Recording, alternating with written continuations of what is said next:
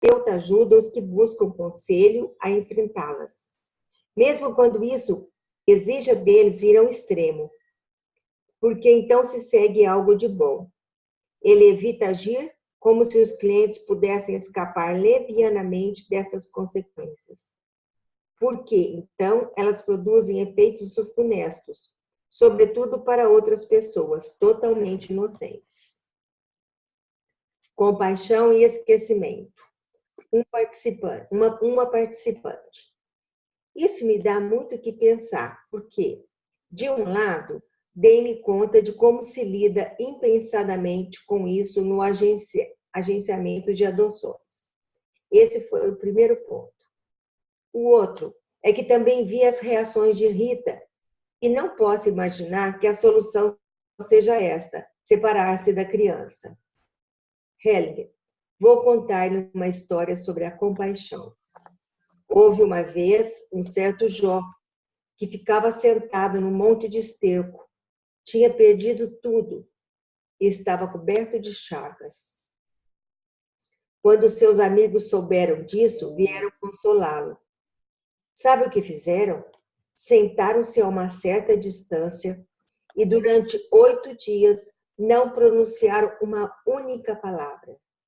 Eram amigos dotados de força. Terapeutas o teriam provavelmente visitado e lhe teriam dito: isso não é tão mal, logo vai melhorar, ou coisas semelhantes. Isso não faz justiça à grandeza da dor. A tentativa de suavizar com palavras não faz justiça à grandeza da dor. Além disso, há um outro ponto importante a saber. Cada um tem a força para seu problema e para a sua solução. Somente ele e mais ninguém. Todos os pensamentos que você cria em torno de Rita a enfraquecem. Dou-lhe um exemplo de como lidar com isso. Eu esqueci Rita completamente. Somente depois de voltar a lidar com ela é que pensarei nela outra vez. Fora disso, não. Certa vez, uma mulher que participava de um grupo meu saiu precipitadamente no segundo dia, com grave risco de suicídio, e muitos temeram que ela fosse se matar. Eu a esqueci e não pensei mais nela. Simplesmente a esqueci. No último dia do curso, algumas pessoas disseram que a viram entrar no bosque com um cobertor. Muitos voltaram a ter fantasias de que ela ia suicidar-se, mas eu a esqueci. Para mim, ela não tinha se desligado do grupo. 10 minutos antes do encerramento, entrou porta dentro e resolveu rapidamente tudo que tinha que ser resolvido. Ela teve a força para isso porque eu a esqueci.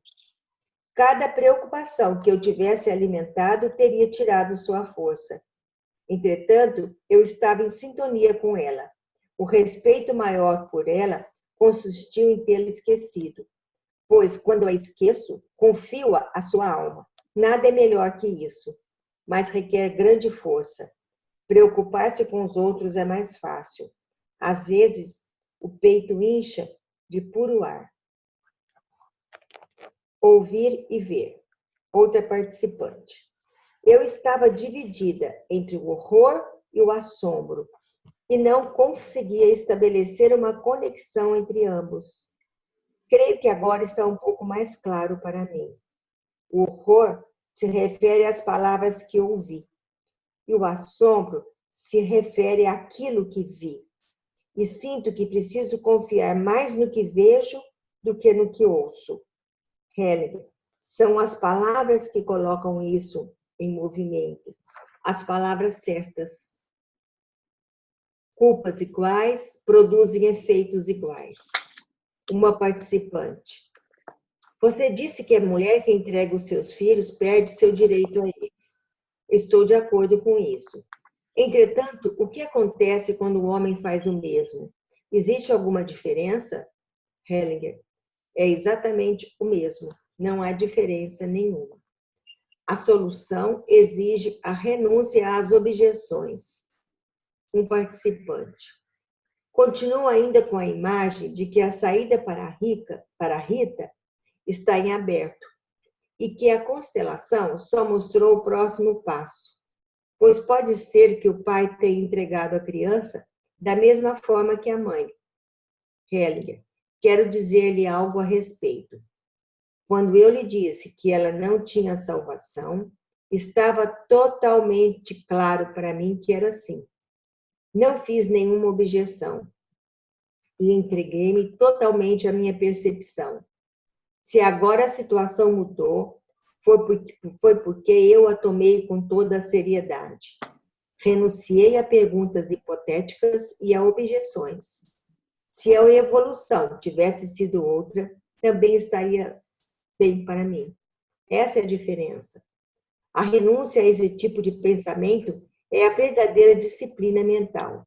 Ela exige que se dê um passo no escuro, o participante.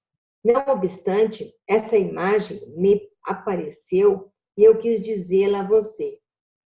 Hellinger, pelo fato de lhe ter aparecido, não se segue que esteja correta.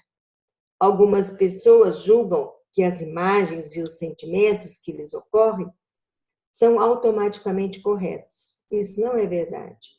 Existem, porém, imagens que surgem quando, interiormente recolhidos, olhamos para a obscuridade sem intenções, sem objeções e sem medo. Então, aparece subitamente uma imagem de solução. Ela é qualitativamente distinta das imagens que eu próprio crio ou que simplesmente me ocorrem. Quando uma imagem correta aparece e é comunicada, permanece. A compreensão. Rosa, vamos fazer uma pequena pausa, vamos ver se existe alguma pergunta ou comentário. No chat não tem nenhuma pergunta, Renato. Eu tenho. Tem alguém com a mão levantada. Rosa. Pode perguntar, Rosa. Eu queria falar desse último parágrafo. A questão, assim, de olhar a imagem que realmente é verdadeira, que pode proceder, que pode trazer alguma informação, é aquela que se tira do centro vazio. É isso que ele quis dizer aqui nesse último parágrafo, não é? Exatamente. Eu só queria confirmar se é isso mesmo que eu entendi. Porque é isso mesmo. Tem uma imagem que tem a ver com as nossas percepções que são erradas, né? Errôneas, né? Especialmente quando vem da mente, né? Especialmente quando são criadas através da mente. Ou para salvar alguém, né? Exatamente. Renato, mas como que o Bert, ou vocês que são consteladores, fazem para distinguir a imagem da criação da própria mente? A imagem que vem do vazio, ela persiste, ela tem força, né? E, portanto, se você aguarda um pouco, ela permanece. A imagem que é criada da mente, ela não tem força e você aguarda, ela imediatamente costuma ser substituída por outras imagens. Então, via de regra, a imagem que vem desse lugar vazio, ela vem com muita força e ela insiste, né, em ser vista. Diferente da imagem que é criada pela mente ou por uma intenção, ela se esvai, logo em seguida ela muda, e aí você já começa a pensar em outras coisas, ter outras imagens, aquilo não tem consistência. Basicamente essa é a diferença. Obrigada. Aí tem uma parte... Desculpa. Pode falar, Rosa. Tem uma parte que eu li que eu não sei onde que está, que eu achei magnífica, que é que ele aceita tudo que é. Aquela questão assim, ele não tenta salvar ninguém. Se foi por um lado, é por um lado, se foi por outro, é por outro. Não sei onde que está isso. Mas eu achei assim, super interessante. Sim, quando ele fala que ele esquece. É exatamente isso. A preocupação de um terapeuta com um cliente enfraquece essa pessoa. Porque essa preocupação é como se você se colocasse acima da alma da pessoa e como se você quisesse controlar ou conduzir ela a uma solução que você julga ser correta. Porém, quando você se expõe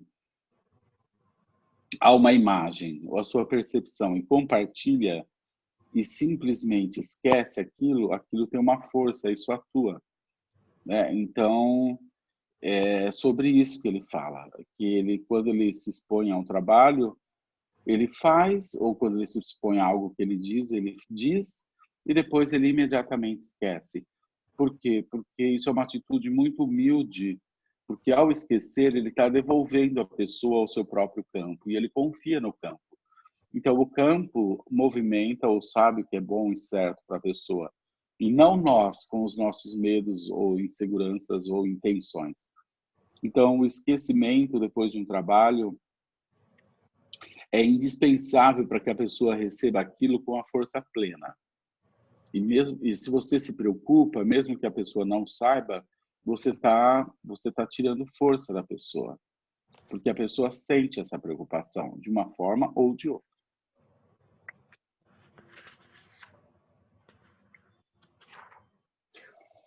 Posso falar mais uma coisa? A questão do suicídio, quando o terapeuta trabalha com um cliente que está com todas as tendências ao suicídio. Esse dia eu tive num grupo e me perguntaram sobre isso, que realmente você olhar para isso e para a escolha dele e dizer sim é uma coisa complicada, mas que não existe alternativa, né? Muitas pessoas fazem o oposto, muitas pessoas se preocupam, muitas pessoas tentam prender, amarrar a pessoa, muitas pessoas dopam.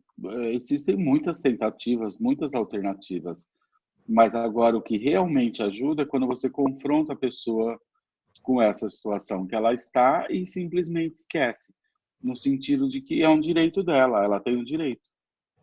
E esse esquecimento é ficar de acordo com a vida, é ficar de acordo com a alma da pessoa. E isso pode trazer força e pode colocar ela em movimento para uma outra direção. Ou não. Mas, ou não. E o que acontecer está certo. Está certo como está. Está certo como está. Ou seja, eu não me responsabilizo pelo destino do outro e muito menos eu quero mudar o destino do outro.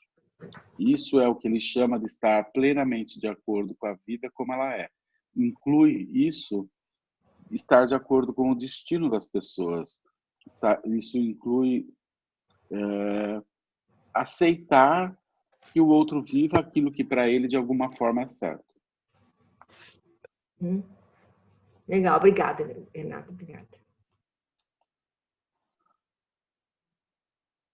Mais alguma pergunta, Larissa? Ou alguma observação? Não, Renato. Ok. Então, Rosa, vamos continuar, por favor. É a compreensão e a execução, né? Isso. Rita, ganhei um monte de coisas que há muito tempo já me preocupavam. E, se puder, gostaria de descrevê-las. Estou fazendo uma terapia individual. Hellinger, gostaria de interrompê-la para o grupo. Estão vendo como ela tem muito mais força do que antes? Estão vendo como está centrada? Desapareceu o choro e tudo mais. Por aí se vê o efeito da intervenção. É pelo efeito que se avalia a qualidade da intervenção. Rita ri. Hellinger para Rita. Está vendo? Justamente, esta é a força boa. Está bem. Continue a falar. Rita. Sim, sei, a partir de minha terapia, que o tema que me toca é o do desprendimento. E vejo de maneira, sobretudo, simbólica o que você me disse. No momento em que me aparto da criança e me volto para o meu marido, dou à criança a possibilidade de ficar livre de mim e acredito que esse é o conflito que temos entre nós e que também pesa muito sobre mim. Tenho um conceito para descrever simplesmente o que é a solução co-autêntica. Hellinger, abandone o conceito. O que você descreveu estava claríssimo. Rita, creio que a solução é permitir à criança que ela seja livre. Se eu tiver êxito nisso, Hellinger, não. A criança não é livre. Ela pertence a seus pais. e deve ser levada aonde ela pertence. E você precisa ajudá-la nisso e levá-la a seu pai e à família dele. Então, ela poderá crescer. Logo que você der esses passos, a criança se dirigirá a você com gratidão. Esse é o outro lado, pois ela foi respeitada. Rita, ainda tenho dificuldades com a execução e me pergunto como poderia acontecer isso. Hellinger, você tem agora uma imagem e ela atua por você. Você não deve agir imediatamente. Precisa esperar até que essa imagem interior faça fluir a força sobre você. De repente, quando chegar o momento adequado, tudo acontecerá com muita rapidez e simplicidade. A compreensão e a execução estão frequentemente separadas. Quando alguém age logo após a compreensão, faz muitas vezes o contrário do que ela exige dele. Frequentemente, não se pode e não se deve agir imediatamente após a compreensão, mesmo que ela seja correta. Isso também acontece aqui. Agora, você ainda fica com a imagem e se deixa engravidar por ela, até que nasça a força, certo? Rita, o que ainda me traz dificuldade é que não consigo concordar com as palavras que você pronunciou, que foi uma decisão leviana, uma adoção leviana. Sinto muito, mas lidei durante anos com essas perguntas e não facilitei com esse assunto em absoluto. Hellinger, tome minhas palavras como uma descrição objetiva. Isto é, subjetivamente, você agiu com toda a seriedade, mas, vista pelo exterior, a adoção foi leviana. Naturalmente, é verdade que, do ponto de vista de seu nível de conhecimento, você não teve nenhuma outra possibilidade. Por isso, você não precisa lamentar o seu ato. Isso não ajuda em nada. Mesmo que tenha sido errado, e justamente porque o foi, flui daí uma força que não havia antes. O desvio não foi um desvio. Foi um caminho onde você acumulou uma rica experiência que mais tarde a beneficiará. Portanto, não foi em vão, mesmo para a criança. Você pode tomá-lo assim? Rita, sim, se bem que ainda não consigo descobrir o sentido, mas isso vai acontecer.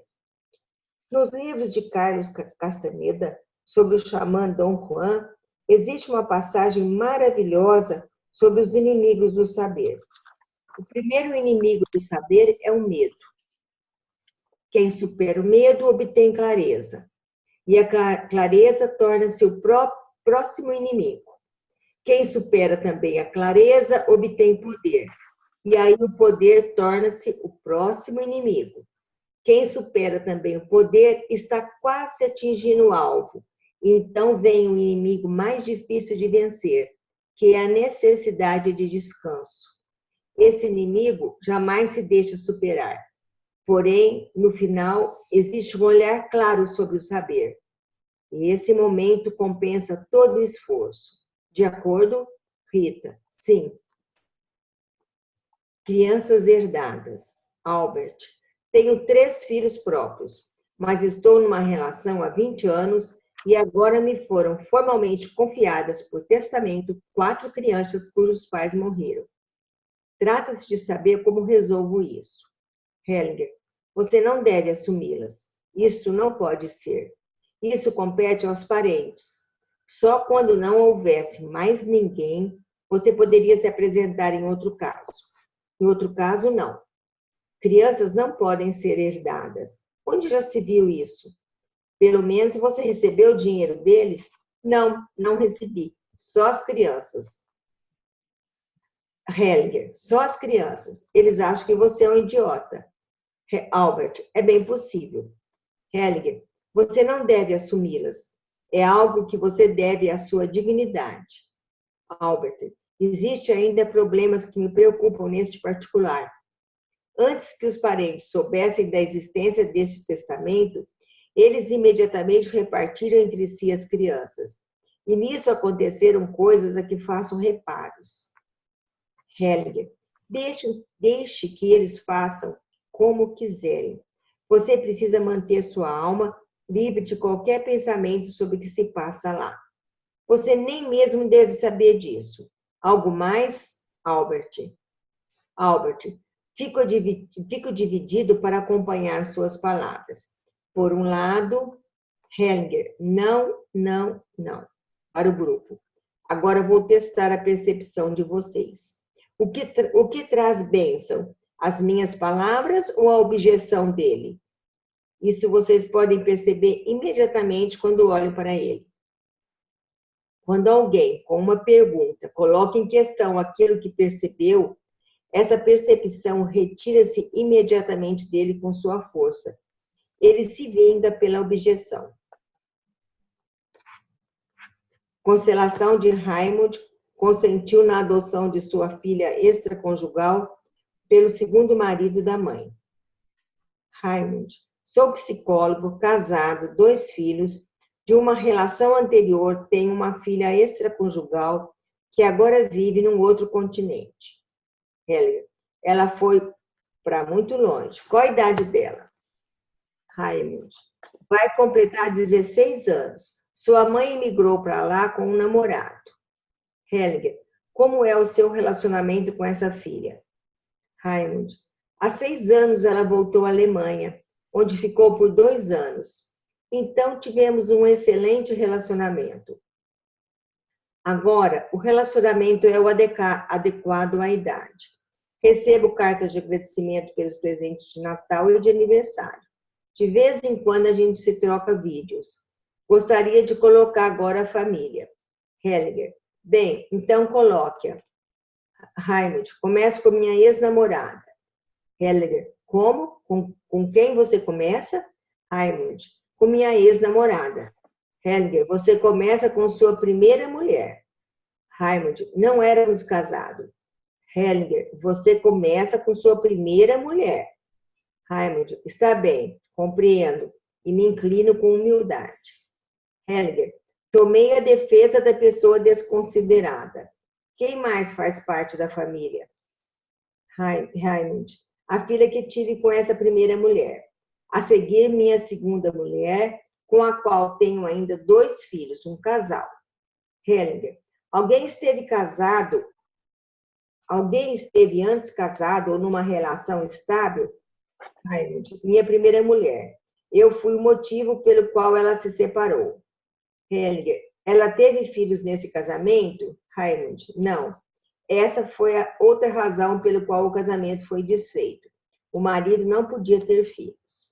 Hellinger, essa é uma informação importante, pois com isso não houve um vínculo estável. O aspecto legal nesse caso não importa muito. Raymond, quando nos conhecemos, minha atual mulher estava há 2 anos numa relação que estava terminando e se desfez de uma forma bastante caótica. Hellinger, quando a segunda mulher também foi casada, o casamento funciona melhor do que quando alguém que já foi casado toma alguém que ainda não foi. Raymond, minha primeira mulher tem um novo marido. Hellinger, eles têm filhos? Não. Mas o marido adotou minha filha. Isso é importante? Hellinger, é importante. Ela se vingará seriamente dele por esse fato. Não se tem jamais o direito de fazer isso. Você não protestou? Raymond, não, eu concordei. Hellinger, concordou? Pelo amor de Deus, a filha fica zangada com você. Você precisa dizer-lhe que revoga isso e que ela permanece sua filha com todos os direitos. Você não pode jamais confiá-la a outro homem. Aí ele fez a configuração. Hellinger para Raymond. O que você sonhou nesta manhã? Raymond, sonhei que meu filho estava diante da porta. Hellinger, naturalmente isso significa que você está diante da porta. Como está a primeira mulher? Primeira mulher. Tenho dores nas costas. Por trás tenho uma sensação muito estranha, como um puxão. Ao mesmo tempo, não posso me voltar nessa direção. Muito estranho. Como está a primeira filha? a primeira filha. No início, quando fiquei sozinha com minha mãe, foi bom para mim. Agora começo a sentir uma dor de estômago, alguma coisa se agita lá dentro como um formigamento. É desagradável, mas não ameaçador. Herner, para o representante de Raimund. Como está o marido? O marido. Com minha família atual, me sinto muito bem. Mas é desagradável aquela imagem lá fora da minha primeira mulher com minha primeira filha. As outras duas crianças protegem o espaço aqui. Helger, como está a segunda mulher? A segunda mulher. Não muito bem. De certo modo, não percebo o marido como um oponente, mas antes como um adversário. Helger, é isso também. Segunda mulher. Sim, e minha relação com os filhos não está em ordem. Tenho a sensação de que minha filha não deve ficar assim de lado atrás de mim. Com o filho, a situação é melhor, porque existe o contato de olhar. Mas para ter contato para minha filha, eu me arrisco a um torcicolo. Helger, para a primeira mulher, quando se agrava a dor nas costas. Vire-se para se sentir melhor. Não tenho o direito de deixá-la nisso com tais reações. Helger coloca a primeira mulher ao lado de sua filha. Helger, como está a segunda filha? Segunda filha, não estou bem. Sinto-me abandonada, sem abrigo e proteção. Helger para Raimund. Ela tem os sentimentos da primeira filha. Raimund, espantoso. Elas se escrevem muito. Helger, ela tem os sentimentos da outra. Helger, como está o filho? Terceiro filho. Tenho a sensação de que preciso apoiar meu pai. Sinto-me usado. Helger para Raimund. Ambos estão diante da porta, você e seu filho. Ambos. Agora vamos fazer a primeira alteração importante. Helger coloca a primeira filha ao lado de seu pai. Primeira filha. Aqui não é agradável. Eu gostaria de me afastar um pouco. Helger, experimenta. Ela se afasta um pouco do pai.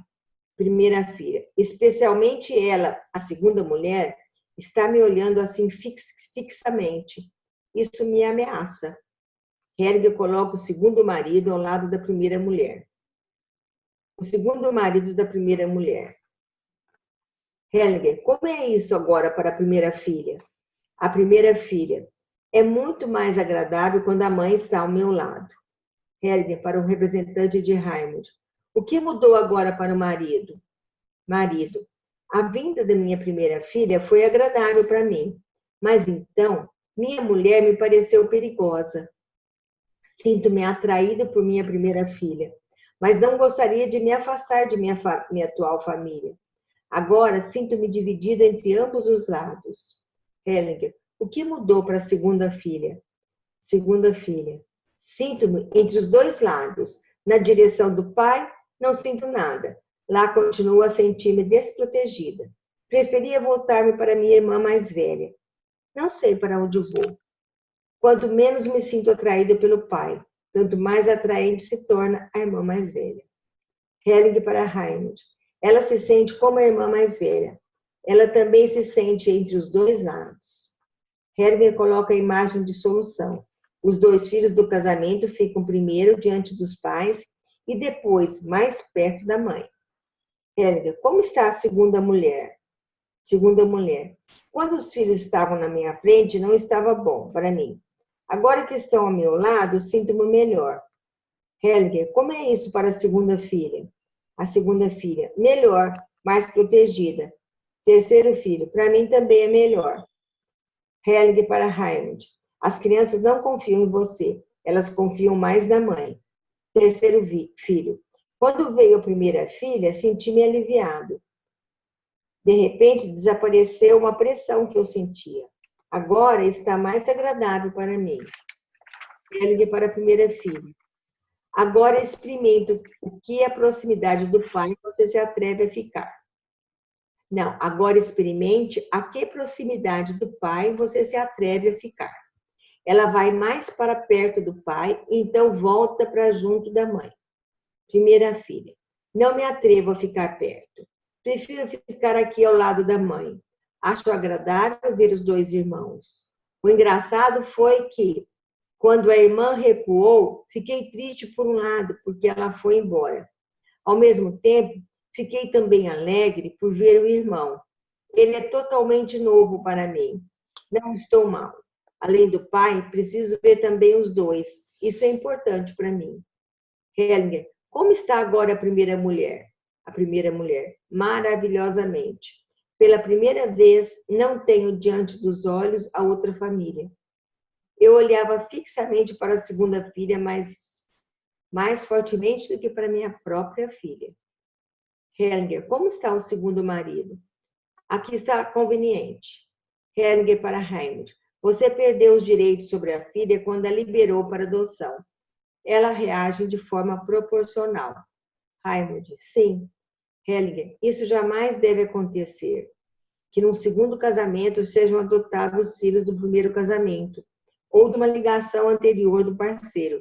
Isso é muito mal para as crianças e destrói a ordem. Raimund, pensei que fosse melhor para ela. Hellinger, isso é uma racionalização. Você pode, de certa maneira, recolocar isso em ordem. Pode dizer a ela que sente muito e que ela pode confiar e que você continua sendo seu pai. Haja o que houver. Quem estará sempre disponível para ela e que ela terá igualdade de direito com os outros filhos seus. Por exemplo, na herança ou em qualquer outra coisa. Então, a tensão poderá se relaxar. Você quer entrar em seu lugar? Raimund se coloca em seu lugar e olha em torno. Raimund, pacífico é totalmente pacífico. Hellinger, quando existe ordem, é pacífico. Então, cada um tem seu lugar. Chegue um pouco mais perto de sua filha mais velha e veja como é isso. Hellinger para a filha mais velha. Você estará reconciliada quando ela chegar mais perto. Primeira criança. Oh, sim, isso eu bem posso imaginar. Ela ri. Hellinger para Raimund. Esse seria o próximo passo. A filha mais velha de Raimund foi representada por Rita. Hellinger para o grupo. Sobre o tema da adoção, vou lhe contar ainda uma história. Ela é um pouco cifrada e é assim. Rosa, vamos fazer um pequeno intervalo. Vamos ver se tem alguma pergunta sobre tudo isso ou alguma observação.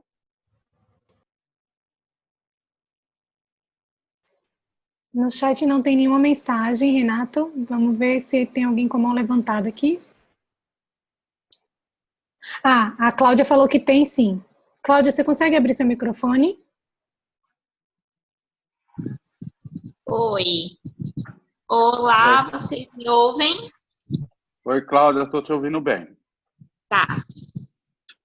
Só para ver se eu percebi bem aqui, no final, o livro faz a observação de que a Rita foi a representante da filha mais velha do Raymond, que foi a filha meio que como um espelho, digamos assim, seria, né? Que também foi levianamente adotada pelo padrasto. Então, talvez a Rita tenha se trabalhado nessa constelação. Seria isso? Sim, de certa forma, sim. Embora o enfoque não seja esse. O enfoque agora já é outra constelação, né? Já é outro trabalho. Sim. Mas me pareceu interessante essa observação ao final, né? O livro talvez poderia não ter falado nada. Qual observação você se refere especificamente, essa observação na página 284, de que a representante da filha mais velha do constelado foi justamente a Rita. Uhum. Tá, que agora que eu me dei conta, porque nos demais eu acho que o livro não costuma indicar quem é representante de quem, né?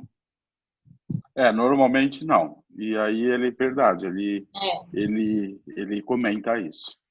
Sim, por incrível que pareça, com muita frequência nós somos escolhidos para representar pessoas que muitas vezes têm a ver com a nossa história. Isso acontece com muita frequência.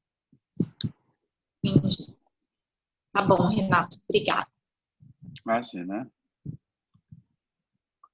Mais alguma pergunta ou observação?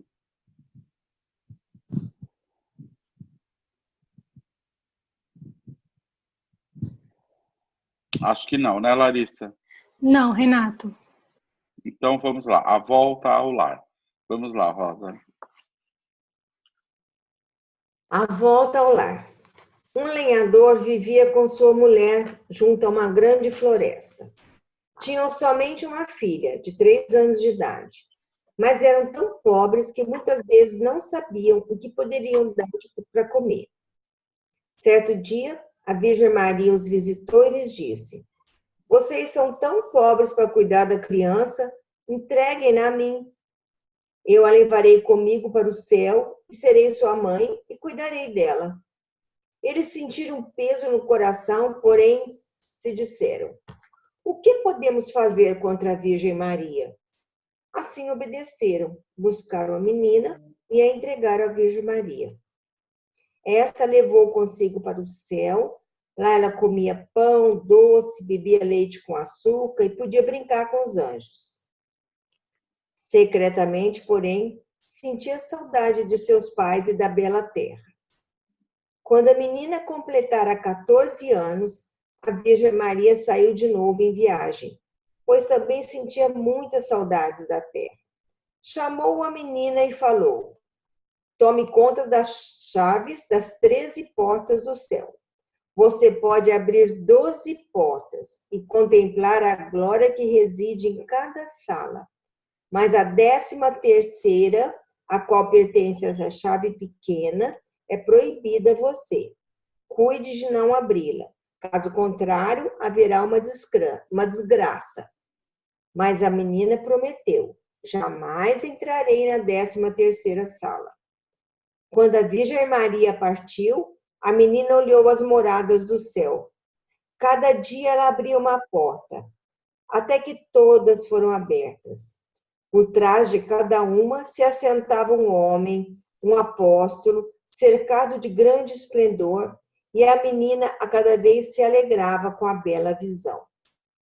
Só a porta proibida ainda estava trancada, e a menina sentiu uma grande vontade de saber o que estava escondido por trás dela. Quando ficou sozinha, pensou: agora estou completamente só e posso entrar, pois ninguém saberá o que eu fiz. Tomou a pequena chave, colocou-a na fechadura e a virou. Então, a porta se escancarou e a menina foi atraída por um brilho dourado resplandecente. Este devia ser o santuário mais interior. A própria menina ficou entusiasmada. Penetrou lá dentro, tocou o ouro com o dedo e estremeceu de gozo, como ainda nunca lhe tinha acontecido. De repente, lembrou-se da proibição da Virgem Maria, tirou o dedo, precipitou-se para fora da porta e a fechou de novo. Porém, seu dedo tinha ficado como se fosse feito de ouro. Ela quis lavar o ouro, mas, por mais que tentasse, não conseguiu tirá-lo. E assim esperou, com muito medo, a volta da Virgem Maria. Esta, porém, demorou a voltar, pois gostava da terra. Quando regressou ao céu, estava muito contente. Chamou os anjos e a menina e contou-lhe as novidades da terra. Lá as pessoas tinham estranhas caixas, bastava apertarem um botão e já podiam ver o que acontecia na terra. Um dia, contou ela viu dessa maneira uma mulher que ousou procurar os gorilas da montanha. Isso era muito perigoso, pois os gorilas das montanhas eram 8 vezes mais fortes do que um ser humano. Entretanto, os gorilas a deixaram aproximar-se deles. E um dia, um filhote de gorila se aproximou tanto que ela pôde acariciar suas costas com o dedo. Ele era muito manso e deixou que ela o agradasse. Depois, os nativos lhe trouxeram um bebê gorila, que tinha perdido seus pais e já estava totalmente sem forças. Ela o tomou como se fosse sua mãe, deu-lhe leite açucarado para beber e o tratou tão bem que ele logo se recuperou. Entretanto, por mais que amasse o bebê alheio, notou que ele sentia falta dos outros gorilas. Quando foi procurar novamente os gorilas, levou consigo o bebê e, quando encontrou o bando, apresentou-lhes o bebê. O gorila mais velho, quando o viu, pulou imediatamente com um grande alarido na direção da mulher. Arrancou-lhe o bebê das mãos, correu com ele de volta para o bando e entregou a uma pequena fêmea que imediatamente o amamentou em seu peito. O macho não fez nenhum mal à mulher, e ela viu que a criança gorila estava bem com seus iguais. A Virgem Maria ainda contou muitas histórias, e assim se esqueceu completamente de perguntar pelas chaves. Porém, na manhã seguinte, chamou a menina para que lhe trouxesse as chaves. Para sondá-la, perguntou: "Você realmente não esteve na 13ª sala?" "Não", respondeu a menina. "Você o proibiu. Então, por que você está escondendo uma mão atrás das costas?" E ordenou: "Mostre-me também a outra mão." A menina se envergonhou, mas, como não adiantava negar, puxou a outra mão de trás das costas e mostrou o dedo dourado. Então a Virgem Maria suspirou e disse: "Uma vez tinha que acontecer." Então tirou sua luva branca e eis que também tinha um dedo dourado. Então disse a menina: "Como você já conhece uma coisa, vai conhecer também outras coisas. Volte para a terra, onde existem pais e irmãos, homens, mulheres e filhos." A menina se alegrou e lhe agradeceu. A Virgem Maria ajudou a amarrar sua trouxa e ainda lhe deu, na despedida, um par de luvas brancas para protegê-la da comprovação do seu saber. Ok, vamos dar mais uma pausa. Vamos ver se existe mais alguma pergunta ou comentário. Não vejo, Renato. Então vamos continuar, Rosa. Mas você não vai falar nem um pouquinho dessa história? Não. Para quê? Então, Tá bom. é impossível falar melhor do que ele. É verdade, mas é que eu queria ouvir. O que faz adoecer nas famílias e o que cura? De um curso para enfermos, terapeutas e médicos durante um congresso internacional sobre medicina e religião. Céu e terra. O que se diz aqui sobre o céu descreve o que leva a doenças graves, acidentes ou suicídios na comunidade de destino constituída pela família e pelo grupo familiar. E o que se diz sobre a terra descreve o que, às vezes, consegue reverter tais destinos. Doenças graves, acidentes e suicídios na família e no grupo familiar são ocasionados por atos associados à imagem do céu, de sofrimento e de expiação por outras pessoas, de reencontro após a morte e de imortalidade pessoal. Essas imagens conduzem a formas mágicas de pensar, desejar e agir, fazendo acreditar ao enfermo ou moribundo que, assumindo voluntariamente um sofrimento, poderá salvar outros do sofrimento deles, embora eles tenham sido impostos pelo destino. A comunidade de destino. Pertence a essa comunidade onde esse pensamento atua de modo nefasto. Os irmãos, os pais e seus irmãos, os avós, eventualmente também alguns bisavós, e todos os que cederam lugar a alguma dessas pessoas. Entre os que cederam lugar, inclui-se os ex-cônjuges, os ex-noivos, os ex-parceiros dos pais e dos avós, e ainda todos aqueles cujo desaparecimento ou desgraça propiciou alguém ingressar no grupo familiar ou de obter alguma outra vantagem.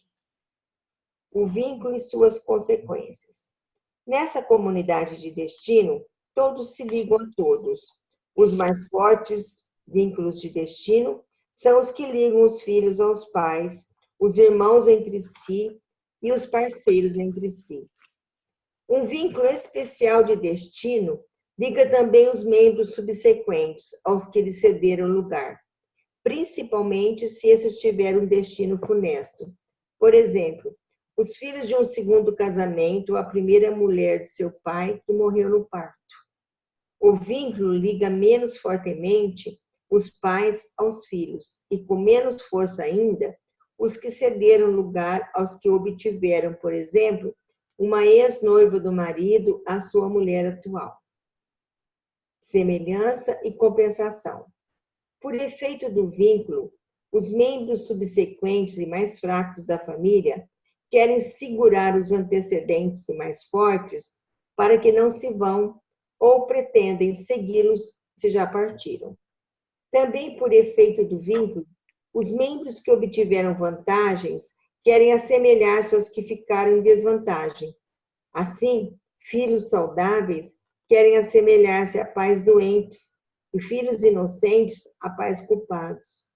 O vínculo faz ainda com que os membros da família com boa saúde se sintam responsáveis pelos membros doentes, inocentes por culpados, felizes por infelizes e vivos por mortos. Assim, pessoas que se sentem em vantagem se dispõem também a arriscar e oferecer sua saúde, inocência, vida ou felicidade pela saúde, inocência, vida ou felicidade dos outros, pois alimentam a esperança de que, renunciando à própria vida e à própria felicidade, poderão assegurar ou salvar a vida e a felicidade de outros membros dessa comunidade de destino, restituindo e recuperando a vida e a felicidade deles, mesmo que tenham sido perdidas. Na comunidade de destino, constituída pela família e pelo grupo familiar, reina, portanto, em razão do vínculo e do amor que lhe corresponde, uma necessidade irresistível de compensação entre a vantagem de uns e a desvantagem de outros, entre a inocência e a sorte de uns e a culpa e a desgraça de outros, entre a saúde de uns e a doença de outros, entre a vida de uns e a morte de outros. Em razão dessa necessidade, se uma pessoa foi infeliz, uma outra também quer ser infeliz. Se uma ficou doente ou se sente culpada, uma outra saudável ou inocente também fica doente ou se sente culpada. E se uma morreu, outra próxima a ela também deseja morrer. Dessa maneira, no interior dessa estreita comunidade de destino, o vínculo e a necessidade de compensação levam ao equilíbrio e à participação na culpa e na doença, no destino e na morte de outros. Com isso, tenta-se pagar a salvação do outro com a própria desgraça, a cura do outro com a própria doença, a inocência do outro com a própria culpa, ou a expiação, e a vida do outro com a própria morte. A doença segue a alma. Como essa necessidade de equiparação e compensação anseia pela doença e pela morte, a doença segue a alma. Por essa razão, a cura requer ainda, ao lado da assistência médica no sentido estrito, uma assistência versada nas necessidades da alma, quer seja prestada pelo próprio médico, quer por outra pessoa em apoio ao tratamento médico. Entretanto, enquanto o médico se esforça por curar a doença pelo tratamento ativo, o assistente da alma tende a manter-se numa atitude de reserva, pois com assombro se defronta com forças com as quais não tem a presunção de medir-se. Assim, mantendo-se em sintonia com essas forças e agindo mais como seu aliado do que como adversário, ele se esforça por reverter o destino fatal. Vou dar um exemplo. Antes eu do que você. Numa sessão de hipnoterapia em grupo, uma mulher jovem que sofria de esclerose múltipla viu a si mesma como criança, ajoelhando-se diante da cama de sua mãe paralítica e formulando este propósito: querida mamãe, antes eu do que você. Os participantes do grupo se emocionaram ao testemunhar o grande amor que uma criança sente por seus pais. e a mulher sentiu-se em paz consigo mesma e com seu destino. Uma participante, porém, não conseguiu suportar esse amor que se dispunha a assumir em lugar da mãe, a doença, as dores e a morte, e disse aos dirigentes do grupo: gostaria tanto que você pudesse ajudá-la. O dirigente do grupo ficou consternado, como se com essas palavras ela tivesse anulado tudo. Pois, como ousaria alguém tratar o amor da filha como se fosse algo de mal? Não iria com isso molestar sua alma, agravando seus sofrimentos ao invés de mitigá-los? Não iria a filha ocultar ainda mais seu amor pela mãe e apegar-se com mais força ainda à sua esperança, à decisão que tinha tomado de salvar a mãe querida através do seu próprio sofrimento? Mais um exemplo. Uma mulher jovem que sofria igualmente de esclerose múltipla colocou no grupo, com a ajuda de outros participantes, sua família de origem e a rede de relações que nela atuava. Assim foram colocados ali a mãe e à sua esquerda o pai. Diante deles ficou a paciente, que era a filha mais velha. À sua esquerda, seu irmão seguinte, que morreu aos 14 anos, tinha insuficiência cardíaca. E mais à esquerda, um pouco mais afastado, o irmão mais novo. O terapeuta pediu ao representante do irmão morto que saísse pela porta, o que numa constelação familiar simboliza a morte. Quando ele saiu, a fisionomia da filha se abriu e, de repente, também a mãe ficou bem melhor. Então, o dirigente do grupo fez com que saíssem também o irmão mais novo e, em seguida, o pai, pois notou que ambos se sentiam muito atraídos para fora. Quando todos os homens saíram, significando que estavam mortos, a mãe se aprumou triunfante. Ficou claro que ela se sabia destinada à morte, fossem quais fossem seus motivos, e se sentia aliviada porque outros estavam prontos e desejosos de abraçar a morte em seu lugar. Figura 2. Então o dirigente do grupo chamou os homens de volta e fez com que a mulher saísse. De repente, todos se sentiram livres da obrigação de participar do destino da mãe e ficaram bem. Entretanto, o dirigente do grupo tinha a suspeita de que a esclerose múltipla da filha também estava associada à obrigação de morrer que a mãe sentia. Por isso, chamou a mãe de volta, colocou-a do lado esquerdo do pai e a filha ao lado da mãe. Então, o dirigente do grupo disse à filha que encarasse a mãe com amor e lhe dissesse, olhando nos olhos: mamãe, eu faço isso por você. Quando ela disse isso, todo o seu rosto se iluminou e o sentido e a finalidade de sua doença ficaram claros para todos os envolvidos. Portanto, o que um médico ou um assistente da alma tem o direito de fazer aqui? E o que deve evitar? Ok, Rosa, vamos parar. Vamos ver se existe alguma pergunta, algum comentário. Sim, Renato.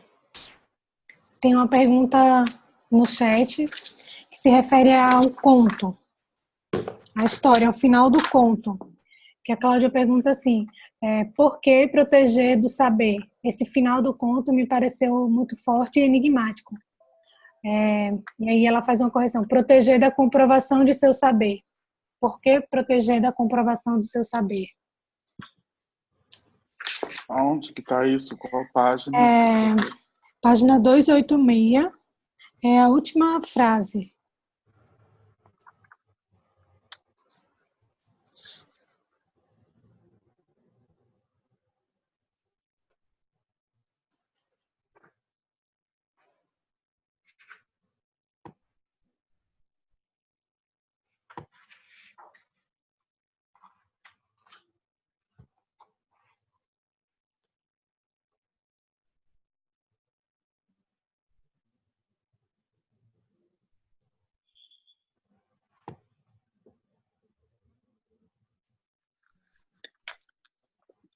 Tá. Qual que é a pergunta? Tem uma pergunta? Sim. Por que proteger da comprovação do seu saber? Porque esse dedo dourado significa que essa criança, ou no caso, essa adolescente, por essa experiência que ela viveu no mundo dos mortos ou no mundo dos céus, isso trouxe a ela a compreensão de muitas coisas. Porém, independente da compreensão de muitas coisas, ela estava alegre de voltar à Terra, de ter novamente pais e mães e viver essas necessidades que, de alguma forma, a ela tinha sido impedida de viver, à medida que os pais entregaram ela para a Virgem Maria, no caso aí simbolizando a morte. Então, essas luvas brancas é uma forma de encobrir, né, toda essa sabedoria que ela teve no mundo dos mortos e, de alguma forma, poder viver aquilo que, no fundo, ela ansiava. Em outras palavras, as crianças, elas querem ficar com seus pais. Independente do conhecimento ou da sabedoria que elas podem adquirir no mundo dos mortos, existem determinadas necessidades que precisam e que querem ser vividas.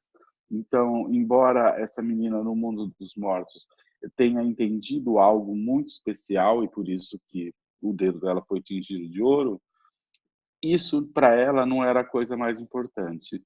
E sim ir para a Terra e viver essas saudades, assim como a Virgem Maria o fez, quando deixou a chave com ela e ela voltou para a Terra. Por quê? A Virgem Maria também tinha o dedo tocado de ouro.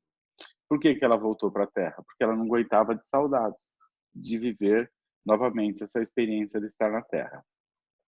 Então, nesse conto, ele fala, em últimas palavras, né, de reencarnação. Ele fala dessa necessidade que, de alguma forma, todos nós temos, por algum motivo que talvez nós jamais vamos poder entender, dessa nossa necessidade de voltar para a Terra, de nos reconectarmos com algo e vivermos algo que, de alguma forma, não foi vivido. Mesmo que dentro de outro universo ou dentro de outra dimensão, a gente descubra e viva coisas maiores. Em outras palavras, parece que aquilo que é necessário para nós, enquanto não é vivido plenamente, fica lhe faltando algo, mesmo quando você já tenha tido uma compreensão maior de outras coisas.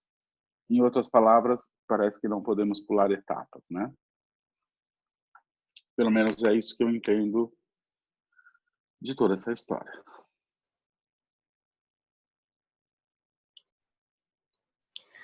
Maravilhosa essa explicação, Renato.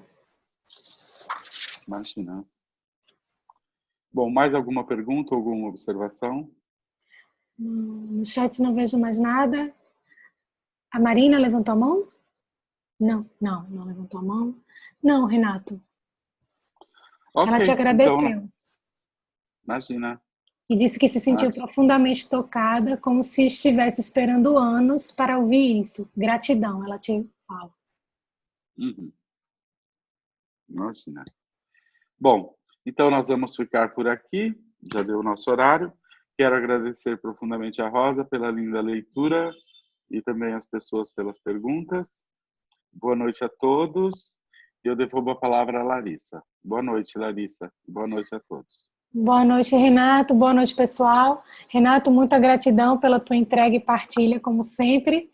Um bom feriado amanhã para todo mundo. Um beijo grande. Até a próxima terça. Até a próxima. Boa noite. Boa noite, gente.